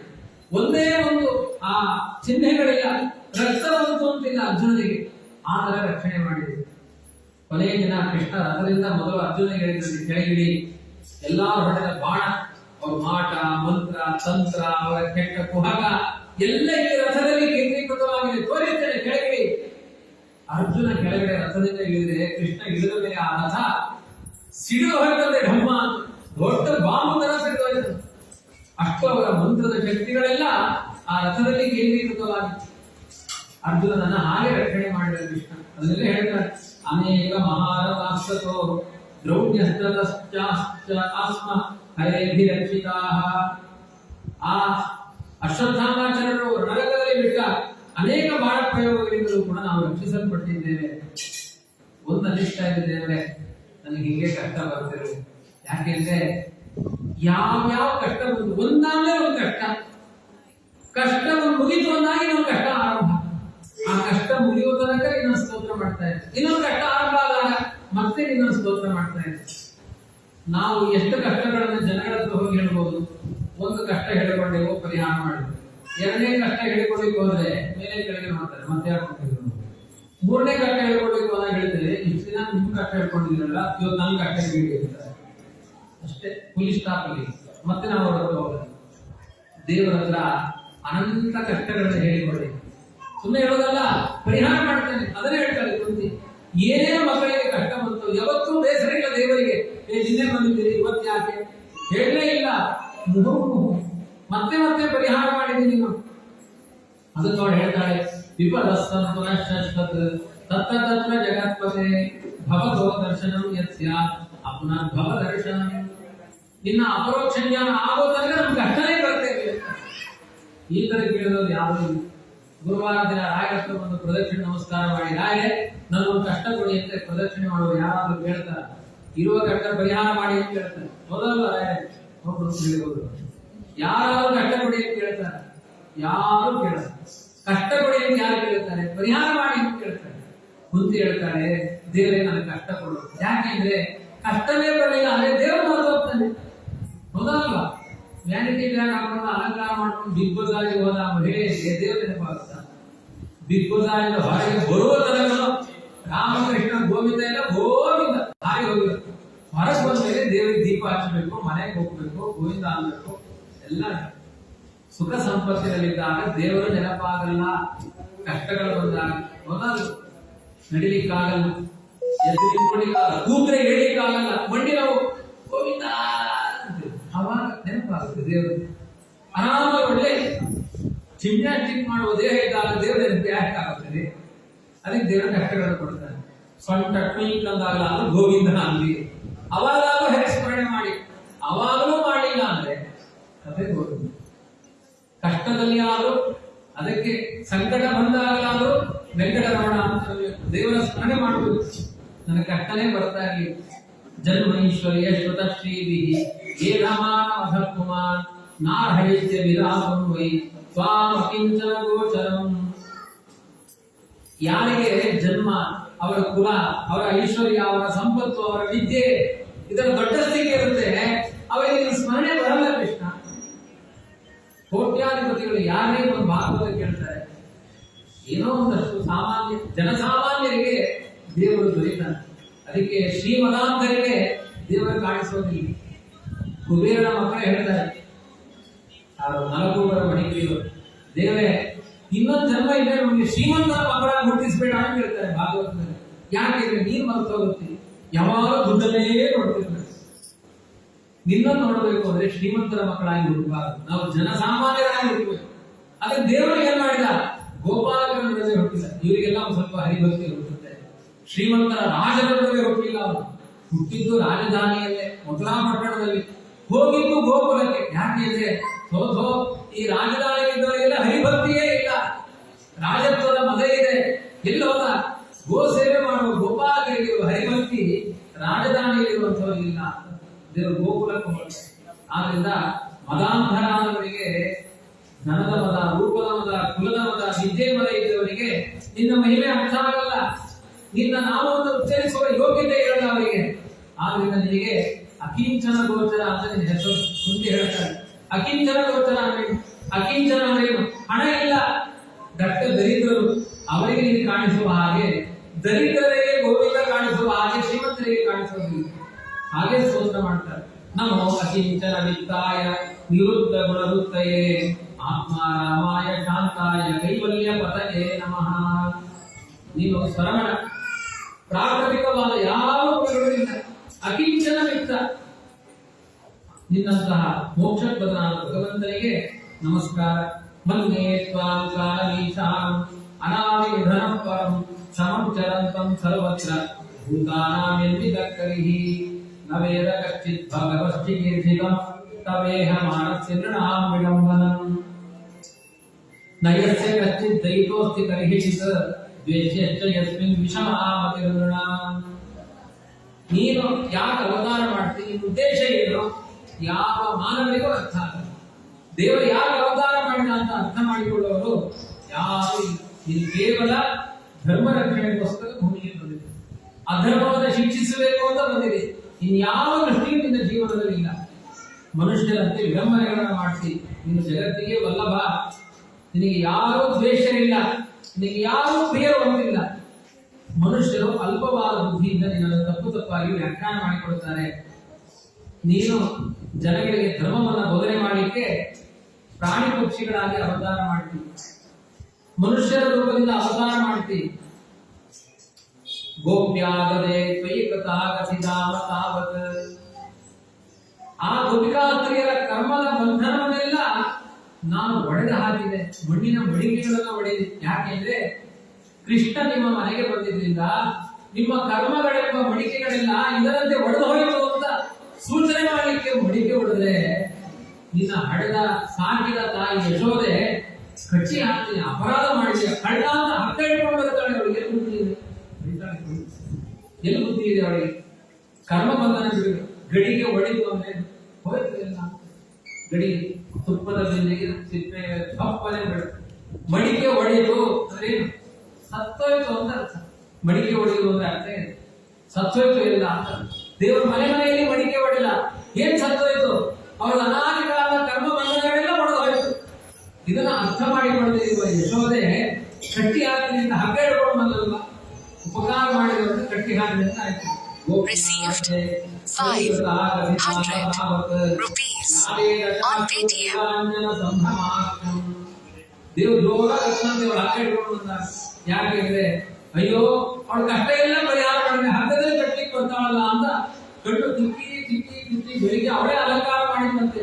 ಏನು ಕಜ್ಜಲೆ ಎಲ್ಲ ಹಚ್ಚಿದ್ದು, ಕಾಡಿಗೆ ಹಚ್ಚಿದ್ದು, ಅದೆಲ್ಲ ರಾಡಿಯಾಗಿ ಹಚ್ಚಿದಂತೆ, ಕರಿ ಮುಖ ಮಾಡ್ಕೊಂಡಂತೆ, ಉಗ್ರ ರೂಪದಿಂದ ಕಾಣಿಸಿದಂತೆ. ನಿನ್ ಕಷ್ಟ ಪರಿಹಾರ ಮಾಡಿದ್ದೇನೆ ಯಶೋದೆ, ನನ್ನ ಗಟ್ಟಿ ಹಾಕ್ಬೇಡ. ವಕ್ರಂ ವಿನಮ್ಯ ಭಯ ಭಾವನೆಯ ಚಿತಸ್ಯ ಸಾಮಾನ್ಯ ಮೋಹೇಸಿ ಧೀರತಿಯಂ ವಿದ್ಯತಿ. ಯಶೋದೆ ಮತ್ತೆ ಕೋರಿ ಹಿಡ್ಕೊಂಡು ಬರ್ತಾಳು ಅಂತ ಓಡಿಕೊಂಡು ಹೋಗಿಯಲ್ಲ, ಭಯಕ್ಕೆ ನಿನ್ನ ನೋಡಿದ್ರೆ ಭಯ ಇದೆ, ಸೂರ್ಯಚಂದ್ರನಿಗೆ ಇದನ್ನು ನೋಡಿದ್ರೆ ಭಯ ಇದೆ ಅಂತ ನೀನು ಯಶೋದೆಯ ಹೆಜ್ಜೆಗಳಿಗೆ ಭಯಪಟ್ಟೆ ಅಂತ ತೋರಿಸಿದಿ, ಲಜ್ಜೆಯನ್ನು ತೋರಿಸಿದಿ. ಇದೆಲ್ಲ ನೀನು ಜಗತ್ತಿಗೆ ಮೋಹ ಮಾಡಿದ ಭಾವಗಳು. ಕೇಚಿದಾಹುರಜಂ ಜಾತಂ ಪುಣ್ಯಶ್ಲೋಕಸ್ಯ ಕೀರ್ತಯೇ ಯದೋ ಪ್ರಿಯಸ್ಯ ಅನ್ವವಾಯೇ ಮಲಯಸ್ಯೇವ ಚಂದನಂ. ಆದರೆ ದೇವತೆಗಳೆಲ್ಲ ತಾಳಕಟ್ಟಿಗೆಯನ್ನು ಸ್ತೋತ್ರ ಮಾಡ್ತಾ ಇದ್ದಾರೆ. ಯದುವಂಶದಲ್ಲಿ ಅವತಾರ ಮಾಡಿದ ಕೃಷ್ಣನ ಅವತಾರ ಹೇಗಿದೆ ಇದೆ, ಮಲಯ ಪರ್ವತದಲ್ಲಿ ಹುಟ್ಟಿದ ಚಂದನದ ವೃಕ್ಷದಂತೆ ಇದೆ ಕೃಷ್ಣನ ಅವತಾರ ಅಂತ ಸಂಭ್ರಮದಿಂದ ದೇವತೆಗಳೆಲ್ಲ ಸ್ತೋತ್ರ ಮಾಡ್ತಾರೆ. ಅಪರೇ ವಸುದೇವಸ್ಯ ದೇವಕ್ಯಾಂ ಯಾಚಿತೋಭ್ಯಗಾತ್ ಅಜಸ್ತವಸ್ಯ ಕ್ಷೇಮಾಯ ವಧಾಯ ಚ ಸುರದ್ವಿಷಾಂ. ಇನ್ನು ಕೆಲವರು ಏನ್ ಹೇಳ್ತಾರೆ ದೇವತೆಗಳು, ವಸುದೇವ ದೇವಕಿಯರ ಉದ್ಧಾರಕ್ಕೋಸ್ಕರ ಅವತಾರ ಮಾಡಿದ, ಸಜ್ಜನರ ಅವತಾರಕ್ಕೋಸ್ಕರ ಅವತಾರ ಮಾಡಿದ. ಇನ್ನು ಕೆಲವರು ಏನ್ ಹೇಳ್ತಾರೆ, ಭಾರಾವತರಣಾಯಾಂಗಿ ಭುವೋ ನಾವೈ ಬೋಧಧೋ. ದೊಡ್ಡ ಸಮುದ್ರ ದಾಟಲಿಕ್ಕಾಗಲ್ಲ, ಒಂದು ದೋಣಿಯನ್ನು ತಂದೆ ದಾಟಬಹುದು. ಹಾಗೆ Received ಈ ಸಂಸಾರದಲ್ಲಿ 100 rupees on ಸಜ್ಜನರ ದುರ್ಜನರ ಮೇಲೆ ಹೊಡೆದು ಹಾಕಿ ಸಜ್ಜನರು ಮುಳುಗುವ ಪ್ರಸಂಗದಲ್ಲಿ ದೋಣಿಯಂತೆ ಬಂದಿದ್ದಾನೆ ಅಂತ ಹೀಗೆ ಸ್ತೋತ್ರ ಮಾಡ್ತಾರೆ. ಇದನ್ನ ಚೆನ್ನಾಗಿ ಅರ್ಥ ಮಾಡಿಕೊಂಡು ಯಾರು ಸ್ತೋತ್ರ ಮಾಡ್ತಾರೆ, ನಿನ್ನನ್ನೇ ಸರ್ವೋತ್ತಮ ಅನ್ನುವ ಭಾವದಿಂದ ಎಲ್ಲರಿಗಿಂತ ಅಧಿಕವಾದ ಪ್ರೀತಿಯನ್ನು ನಿನ್ನಲ್ಲಿಟ್ಟು ಸ್ತೋತ್ರ ಮಾಡ್ತಾರೆ. ಶೃಣ್ವಂತಿ ಕಾಯಂತಿ ಗಣಂತ್ಯ ಭೀಷ್ಣಶಃ ಸ್ಮರಂತಿ ನಂದಂತಿ ತವೇಹಿತಂ ಜನಾಃ ತಯೇವ ಪಶ್ಯಂತ್ಯ ಚಿರೇಣ ತಾವಕಂ ಭವ ಪ್ರವಾಹೋ ಪರಮಂ ಪದಾಂಬುಜಂ. ನಿನ್ನ ಕಥೆಯನ್ನೇ ಕೇಳ್ತಾ, ನಿನ್ನನ್ನೇ ಹೊಗಳ್ತಾ, ನಿನ್ನಲ್ಲೇ ಮನಸ್ಸನ್ನ ಇಟ್ಟು ನಿನ್ನ ಪಾದಕಮಲವನ್ನೇ ದೋಣಿಯಂತೆ ಆಶ್ರಯಿಸಿದವರಿಗೆ ಸಂಸಾರವನ್ನು ಸಮುದ್ರದಿಂದ ದಾಟಿಸಿಬಿಡ್ತಿ. ಅಪ್ಯಜ್ಯನಸ್ತ್ವಂ ಸ್ವಕೃತೆ ಹಿತ ಪ್ರಭೋ ಜಿಹಾಸಸಿ ಸ್ವಿಸುಹೃದೋ ಜೀವಿನಃ ಏಷಾಂ ನ ಚಾನ್ಯತ್ ಭವತತ್ಪದಾಂಬುಜ ಪರಾಯಣಂ ರಾಜಸು ಯೋಜಿತಾಂ ಹಸಾಂ. ದೇವರೇ, ಇಂಥ ಸೇವಕರಾದ ನಮ್ಮನ್ನು ಬಿಟ್ಟು ಹೋಗ್ತೀಯಾ? ನಮಗೆ ನಮ್ಮ ಜೀವನದಲ್ಲಿ ಪಾದಕಮಲವನ್ನು ಬಿಟ್ಟು ಬೇರೆ ಯಾವುದೇ ಗತಿ ಇಲ್ಲ. ಸಹಸ್ರಾರು ರಾಜನ ವಿರೋಧವನ್ನು ಕಟ್ಟಿಕೊಂಡ ನಮ್ಮ ಬದುಕಿನಲ್ಲಿ ನೀನೊಬ್ಬರೇ ರಕ್ಷಕನಾಗಿದ್ದಿ. ನಿನ್ನ ರೂಪ, ನಿನ್ನ ಗುಣ, ನಿನ್ನ ಕ್ರಿಯೆಗಳಲ್ಲೇ ನಮ್ಮ ಬದುಕು ರಚಿಸುವಂತೆ ಮಾಡು. ಅಥ ವಿಶ್ವೇಶ ವಿಶ್ವಾತ್ಮನ್ ವಿಶ್ವಮೂರ್ತೆ ಸ್ವಕೇಶತೆ ಸ್ನೇಹವಾಗಿ ನಿಮ್ಮಂ ಚಿಂತಿ ದೃಢ ಮಾಡು. ಕೊನೆ ಕುಂತಿ ಹೇಳ್ತಾರೆ, ದೇವರೇ, ಒಂದೋ ಈ ಹುಟ್ಟಿದ ಮಗುವನ್ನ ರಕ್ಷಣೆ ಮಾಡು. ಅದೇನು, ಉತ್ತರೆ ಗರ್ಭದಿಂದ ಮಗು ಹುಟ್ಟಿದೆ, ಸತ್ತೋಗಿದೆ, ಒಂದೋ ಅದನ್ನ ರಕ್ಷಣೆ ಮಾಡು, ಬದುಕಿಸು. ನಿನಗೆ ಇಚ್ಛೆ ಇಲ್ವಾ? ಈ ಕುಂತಿಗೆ ಒಂದು ಉಪಕಾರ ಮಾಡು.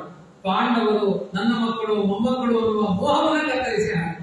ಅವಾಗ ನನಗೆ ಬದುಕಬೇಕಾ ಸಾಯಬೇಕು ಇಚ್ಛೆ ಉಂಟಲ್ಲ, ಅದನ್ನ ಈ ಕಡೆ ಮೋಹ ಕೊಡ್ತಿ, ಆ ಕಡೆ ಮಗುವನ್ನ ಸಾಯಿಸ್ತಿ ಅಂದ್ರೆ ನೀನೇ ಸರ್ವಶಕ್ತ. ನಿನಗೆಲ್ಲ ಗೊತ್ತು. ಉತ್ತರೆ ಮಾಡಿದ ಅಪರಾಧವೋ ಉತ್ತರೆ ಮಾಡಿದ ಪುಣ್ಯವೋ. ಈ ಪಾಂಡವರ ಸಂತಾನದಲ್ಲಿ ಧರ್ಮ ರಕ್ಷಣೆ ಆಗಬೇಕು ಅಂದ್ರೆ ಆ ಮಗುವನ್ನು ಬದುಕಿಸು ಕೃಷ್ಣ. ಇಲ್ಲದೆ ಇದ್ರೆ ನನ್ನ ಮೋಹಪಾಶವನ್ನು ತುಂಡರಿಸು. ತ್ವಯಿಮೇ ಅನನ್ಯ ವಿಷಯ ಮತಿರ್ ಮಧುಪತೆ ಅಸಕೃತ ರತಿ ಮುದ್ವಹ ದತ್ತ ಗಂಗೆ ಓಘ ಮುದನ್ವತಿ. ಅದಕ್ಕೆ ಹೇಳ್ತಾಳೆ, ಎಲ್ಲ ಗಂಗೆಯ ವೇಗ, ತುಂಬಾ ಫಾಸ್ಟ್ ಆಗಿ ಗಂಗೆ ಹರಿತಾಳೆ. ಯಾಕಷ್ಟು ವೇಗವಾಗಿ ಗಂಗೆ ಹರಿತಾಳೆ ಗೊತ್ತಾ? ಗಂಡನ ಮನೆಗೆ ಹೋಗ್ಬೇಕು ಅಂತ ಆಸೆ. ಪತಿವ್ರತ ಆ ಸ್ತ್ರೀಗೆ ತುಂಬಾ ಒದ್ದಾಡೆ ಏನಿರುತ್ತೆ ಅಂದ್ರೆ ನಾನು ಗಂಡನ ಹತ್ರ ಇರಬೇಕು, ಗಂಡನ ಜೊತೆಗೆ ಹೋಗ್ಬೇಕು ಅನ್ನುವ ತವಕ ಪತಿವ್ರತ ಸ್ತ್ರೀಗಿರುತ್ತೆ. ಸಮುದ್ರನ ಹತ್ರ ಹೋಗ್ಬೇಕು ಅಂತ ಯಾವ ಗಂಗೆಯ ಭಾವ ಇದೆ. ನನ್ನ ಮನಸ್ಸಿನ ಎಲ್ಲಾ ಧ್ವನಿ ತರಂಗಗಳು, ನನ್ನ ಮನಸ್ಸಿನ ಎಲ್ಲಾ ಛಾಯೆಗಳು, ನನ್ನ ಮನಸ್ಸಿನ ಎಲ್ಲಾ ಭಾವಗಳು ಏನಿದೆ ಅಂದ್ರೆ ಕೃಷ್ಣನ್ ನೆನೆಸ್ಕೊಳ್ಬೇಕು, ಕೃಷ್ಣನ್ ಸ್ಮರಣೆ ಮಾಡ್ಕೊಳ್ಬೇಕು.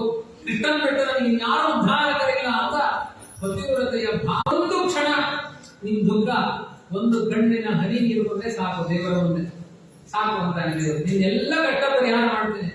ಯಾಕಮ್ಮ ಮುಕ್ಕಾಗಡ್ಡಿ ಹಳ್ಳಿಗೆ ಹೋಗಿ ಅಂತ ಹೇಳ್ತಾನೆ ಬುದ್ಧಿ ಹತ್ರ. ಇಲ್ಲ ಕೃಷ್ಣ, ಅಳಬೇಕು ಅನ್ನಿಸ್ತು, ಅದು ಬಿಟ್ಟೆ. ನೀನು ಒಂದ್ಸರಿ ಫ್ರೆಶ್ ಆಗ್ತಿ ಅಂತ ನಾನು ಸುಮ್ಮನೆ ಇದ್ದೆ ಅಂತ ಕೃಷ್ಣ.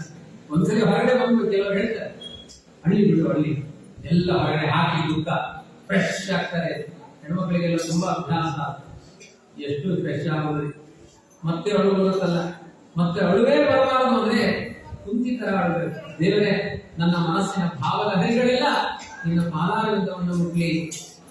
ಆ ತರ ಸ್ತೋತ್ರ ಮಾಡಿ ಕುಸಿದು ಬಿದ್ದು ಕೃಷ್ಣ ಮತ್ತೆ ಹೇಳ್ತಾನೆ, ಯಾರು ಅಳಬೇಡಿ, ಮಗು ನಿದ್ರೆ ಮಾಡ್ತಾರೆ. ಪುರಾಣದಲ್ಲಿ ನಿದ್ರೆ ಮಾಡಲ್ವಾ? ಇರ್ತಾರೆ, ಅವರು ಬದುಕಿರ್ತಾರೆ ಚೆನ್ನಾಗಿ. ನಿಮ್ಗೆ ಯಾರು ಹೇಳಿಲ್ಲ ಪಾಪ, ಯಾರು ನಿದ್ರೆ ಮಾಡಿ. ಹಾಗೆ ಅದು ಮಲಗಿದೆ ಮಗು, ಪುರಾಣ ನಿದ್ರೆಯಂತೆ ಮಲಗಿದೆ ಮಗು ಅಂತ ತನ್ನ ಆ ಕರಾರವಿಂದವನ್ನು ಮಗುವಿಗೆ ಸ್ಪರ್ಶ ಮಾಡಿದ. ಮಗು ಅಳ್ಳಿಕ್ಕೆ ಆರಂಭ ಮಾಡಿತು. ಕುಂತಿ ಹತ್ತಿದ್ದಕ್ಕೆ ಸುಖ ಏನು ಅಂದ್ರೆ ಮಗು ಹತ್ರ ಎಲ್ಲಾರು ನಗಲಿಕ್ಕೆ ಆರಂಭ ಮಾಡಿತು. ದೊಡ್ಡವ್ರ ಹತ್ರ ಎಲ್ಲಾರು ಆಡುತ್ತಾರೆ, ಮಗು ಹತ್ರ ಎಲ್ಲಾರು ನಗುತ್ತಾರೆ. ಮಗು ಹುಟ್ಟಿದೆ ಅಂತ ಅರ್ಥ, ಅದು ಜೀವಂತವಾಗಿದೆ, ಅತ್ರ ಜೀವಂತವಾಗಿದೆ. ಆ ಸಂದರ್ಭದಲ್ಲಿ ಆ ಉತ್ತರೆ, ದ್ರೌಪದಿ, ಕುಂತಿ ಎಲ್ಲರೂ ಏಕಕಂಠದಿಂದ ಭಗವಂತನ ಕಾರುಣ್ಯವನ್ನು ನೆನಪು ಮಾಡಿಕೊಡ್ತಾರೆ. ಕೃಷ್ಣ ಹೇಳ್ತಾನೆ, ದ್ರೌಪದಿಯ ಸ್ತೋತ್ರದ ಋಣವೇ ಪರಿಹಾರ ಆಗಿಲ್ಲ ಅಂದಾಗ ನೀನು ಇನ್ನೊಂದು ಡೆಪಾಸಿಟ್ ಮಾಡಿದೆಯಲ್ಲ ನಮ್ಮ ಕುಂತಿ, ಮತ್ತೆ ನೀನು ಬೇರೆ ಸ್ತೋತ್ರ ಮಾಡಿದೆಯಲ್ಲ, ಎಷ್ಟು ಫಲಗಳನ್ನು ಕೊಡಲಿ. ಇನ್ಯಾರು ಇದಕ್ಕೆ ಕಟ್ಟಿ ಹಾಕಬೇಡಿ. ನಾನು ಪ್ರತಿಜ್ಞೆ ಮಾಡಿ ಹೇಳ್ತಾ ಇದ್ದೇನೆ, ಯಾವ ದುರ್ಯೋಧನ ಬರಲಿ, ದುಶಾಸನ ಬರಲಿ, ಕೃಷ್ಣನ ಅನುಗ್ರಹದಿಂದ ಪಾಂಡವರ ಸಂತಾನದಲ್ಲಿ 1000 ತಲೆಗಳಿಗೆ ಕೈಪ್ರವೇಶ ಆಗಲ್ಲ, 1000 ತಲೆಗಳಿಗೆ ಯಾವುದೇ ವಿಘ್ನಗಳಿಲ್ಲ. ಇವತ್ತಿನಿಂದ ಎಲ್ಲಿಂದ ಪರೀಕ್ಷಿತರಾಜನಿಂದ ಆರಂಭ ಮಾಡಿ ಕ್ಷೇಮಕರಾಜನ ತನಕ ನನ್ನ ಅನುಗ್ರಹದಿಂದ ಈ ಪರಂಪರೆ ಹೀಗೆ ಮುಂದುವರಿಯುತ್ತೆ ಅಂತ 1000 ತಲೆ ತನಕ ಧರ್ಮವನ್ನು ಸ್ಥಾಪನೆ ಮಾಡಿದೆ. 1000 ತಲೆ ಅಂದ್ರೆ ಕೃಷ್ಣ ಅವತಾರ ಮಾಡಿ ಮುಗಿದು 5000 ವರ್ಷದ ತನಕ ಅಧರ್ಮ ತಾಂಡವವಾಗಿಲ್ಲ. 5000 ವರ್ಷ ಆದ್ಮೇಲೆ ರಾಜ ಪರಂಪರೆ ನಿಂತಿತ್ತು. ಅಲ್ಲಿ ತನಕ ರಾಜರ ಪರಂಪರೆ ಇತ್ತು ಈ ಭೂಮಿಯಲ್ಲಿ. ಇತ್ತೀಚೆಗೆ ಪ್ರಜಾಪ್ರಭುತ್ವ ಬಂದಿದೆ. ಇದೆಲ್ಲ ಇತಿಹಾಸ 500-600 ವರ್ಷದ ಇತಿಹಾಸ ಅಷ್ಟೇ. ಅದಕ್ಕಿಂತ ಎಲ್ಲ ಮೊದಲು ರಾಜರ ಪರಂಪರೆ ಇತ್ತು. ಅಲ್ಲಿಯ ತನಕ ಇದಕ್ಕೆ ವಿಘ್ನಗಳಿಲ್ಲ. ಇನ್ನು ಮುಂದೆ ಕಲಿಯುಗ ಆರಂಭವಾಗಿದೆ. ಇನ್ನು ಮುಂದೆ ಎಲ್ಲ ಪ್ರಜಾಪ್ರಭುತ್ವ ಅಂತ ಅವರು ಹೇಳಿದ್ದೆ ಆಟ. ಹೀಗೆ ಕೃಷ್ಣನ ಒಂದು ಅನುಗ್ರಹ ರಕ್ಷೆ ಅನುಸ್ಯೂತವಾಗಿ ಪಾಂಡವರ ಕುಲವನ್ನು ರಕ್ಷಣೆ ಮಾಡಿ ಧರ್ಮವನ್ನ ಸ್ಥಾಪನೆ ಮಾಡಿತು ಅಂತ ಕುಂತಿಯ ಸ್ತೋತ್ರದ ಜೊತೆಗೆ ಇವತ್ತಿನ ಚಿಂತನೆಯನ್ನು ಮುಗಿಸೋಣ. ಹರಿಪ್ರಿಯತಾ ಮಧ್ಯೇಶಾಸ್ತ್ರ. ಹರೇ ಹರೇ ಮೇ ಹರ ಪಾತಕಾನಿ, ಹರೇ ಹರೇ ಮೇ ಮಂಗಳಾನಿ, ಹರೇ ಹರೇ ಮೇ ಕಮಲೇ ನಿವಾಸ್ಯಂ, ಹರೇ ಹರೇ ಮೇ ವೈಭಕ್ತಿರಸ್ತು. ಹರೇ ನಮಃ.